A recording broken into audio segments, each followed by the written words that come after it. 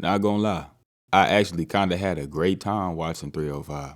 But before I even get to that, Alex Pereira versus Khalil Roundtree, What? what are we doing?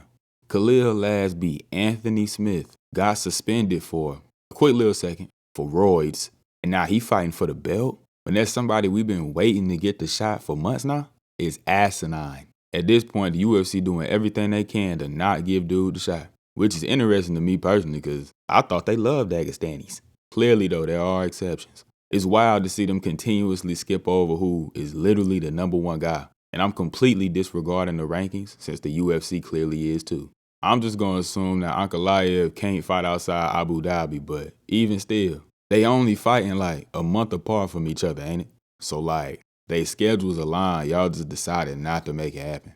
It's highly unfortunate for Magomed too, cause he could absolutely lose to Rakic. He bring a style to the table that could cause him some real issues. And if he do so happen to lose, he is 100% absolutely cooked. As of right now though, I pick Ankalaev. As for Pereira and Roundtree, to keep it thorough, I feel like they trying to keep Alex at the top for as long as possible because he is the UFC right now, I won't lie. But Khalil could do a little something. The speed and power is there, and depending on how he approaches the bout, he could have a lot more success in defending the leg kicks than other guys have, as well as possibly having success with his own boxing. Whole time, as of today, Alex is definitely my pick. Now to go ahead and get to it. Dricus du Plessis is indubitably the worst great fighter I have ever seen. I do not understand how he keep doing this. Yeah, I do. He got plot armor, so I ain't surprised by none of this at this point. He completely goes against what technical fighting is and still just continues to beat legends. I watch him dart forward with no regard, landing with it too. Yo, I think it was in like the third round. Izzy went to the body beautifully. Dricus real life starts slobbering and ran up and threw like a zombie out of The Last of Us.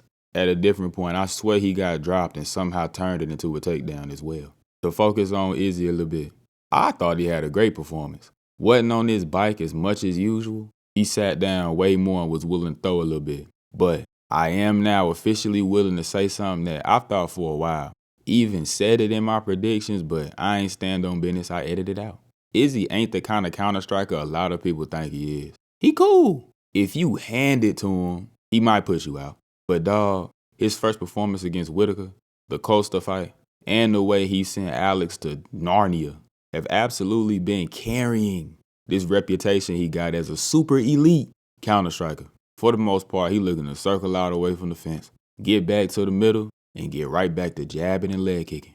Which is cool. Don't get me wrong, it's won him a lot of fights. But I personally thought he had ample amounts to counter Vettori, Cannonier, Dricus.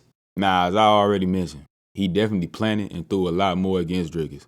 Put together some nice combos, and the body work. Jesus, he was digging. And they showed the payoff, because once it hit about the third round, Dricus was tired, I thought. Soon as I thought the fight was really turning Izzy's way though, it wasn't. Great performance from Dricus. Had to dig deep and let the whole world know he got that dog in him. Definitely showed off his good, very unorthodox, yet effective striking, and the wrestling and grappling that we always knew was a huge threat to Izzy. And for Izzy, I was waiting for him to go ahead, drop the gloves, and call it a career. He didn't though. Just don't really know what's left for him at this point. He a 35-year-old man who's already basically fought everybody. Probably won't see a belt again, so he just fighting for fun at this point. I get it, a little. It's for the love of the game. You know, he get paid and all that, but Jesus Christ. The rest of Izzy's camp absolutely put on though. With victories, that is.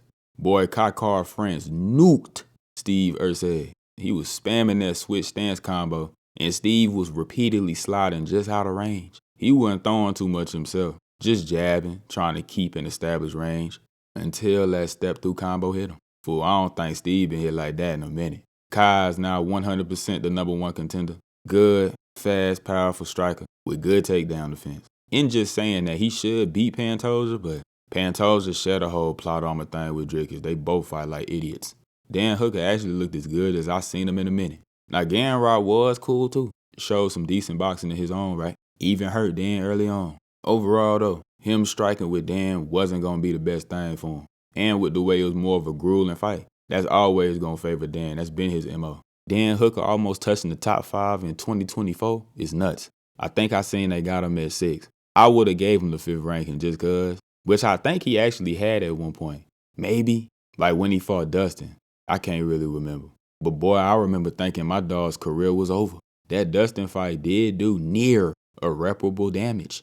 Cause even though I don't think he as good as he was at that time, he still is that dude. Chin still somehow holds up. Tai Tuivasa sucks, and it made me so sad. Bro, real life just ain't good at like anything. Rosenstrike won the fight with a little jab and his check hook. The leg kicks too. Don't know what he's supposed to do next. He done about fought everybody. And Tai realistically need to retire, but I know for a fact he's not. Carlos Prates, good God, sent the leash to the shadow realm rather easily. He is a problem. And I don't know if it's just me, but the way Prates throws and lands his punches, he remind me personally a lot of Amanda Nunes. It just be seeming like they extend them punches forward and hit you from like 4 feet back. Now Carlos is a lanky dude, no torso whatsoever. But even still, the range he landed a couple of them punches from looked crazy to me. Seeing Lee get slept like that personally pissed me off, because I was calling for the ref to literally stop the fight, the exchange before the knockout. Lee had his back turned, running away and all that. Cub was done for. It is what it is though, I guess. Junior Taffa is hilarious too. He sucks as well. On the ground at least. Because on the feet, he had Walter Walker fighting for his life. Card was fun though. Got to watch it with a couple of my cousins. I thoroughly enjoyed it.